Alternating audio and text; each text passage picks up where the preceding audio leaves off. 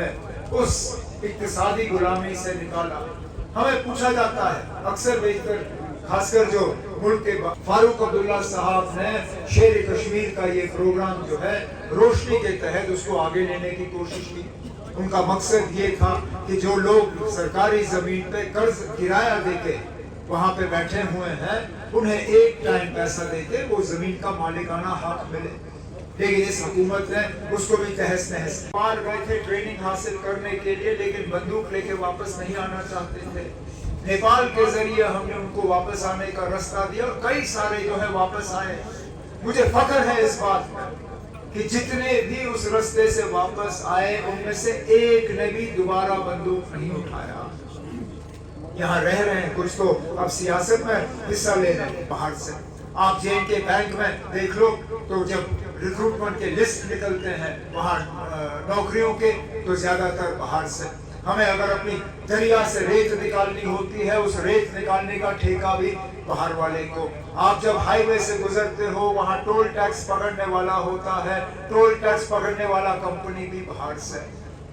आखिरकार हम जाएं तो जाएं कहाँ? यहाँ के लोगों को सख्ती, परेशानी और मुश्किल के अलावा और कुछ नहीं मिला। कितने ऐसे नौजवान हैं जो आज पुलिस की वेरिफिकेशन के लिए दर बदर की ठोकरें खा रहे हैं। इनका कोई कसूर नहीं है। इन्होंने गलती से भी बंदूक की तरफ आंख उठा के नहीं देखा। इनके खिलाफ सिर्फ ये इल्जाम लगता है कि इनका कोई पुराना रिश्तेदार। अरे ना 1990 में तो हालात ऐसे थे, कितने सारे उन हालात में बह गए। बड़े बड़े लीडर जो आज मेरे खिलाफ इलेक्शन लड़ रहे हैं उन्होंने भी यहाँ मिलिटेंट तंजीम खड़ी की, उन्होंने भी यहाँ बंदूकें बांटी।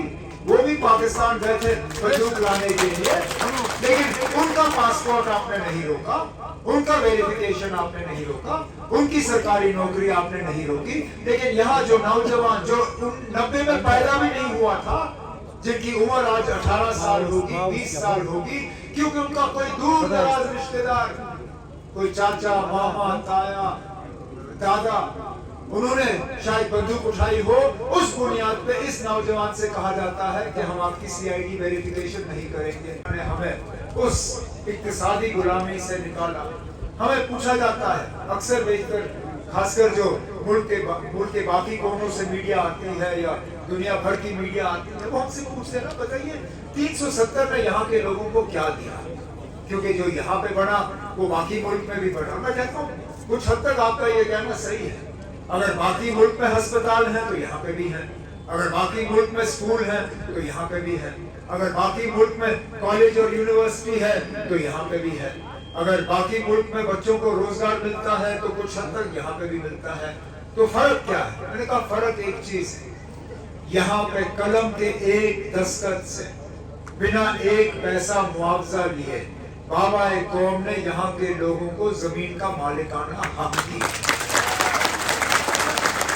और इस तरह का मिसाल इस मुल्क में और किसी रियासत में आपको देख डाला। अगस्त सितंबर में आपने एमएलए का भी फैसला करना है। अब अगर आप चाहते हो कि तेरा यार मेरा यार तो उसके लिए आपको इस इलेक्शन में भी थोड़ी बहुत मेहनत करनी पड़ेगी। इस इलेक्शन में आपने मेरी भी इज्जत रखनी है और इसलिए खुदारा 20 मई हल का बटन, आपका बटन, मेरा बटन, इरशाद का बटन, सबका, इसको दबा दीजिए और मुझे आप अपनी खिदमत करने का एक मौका दे दीजिए। अल्लाह ताला आपको हिफाजत में रखे।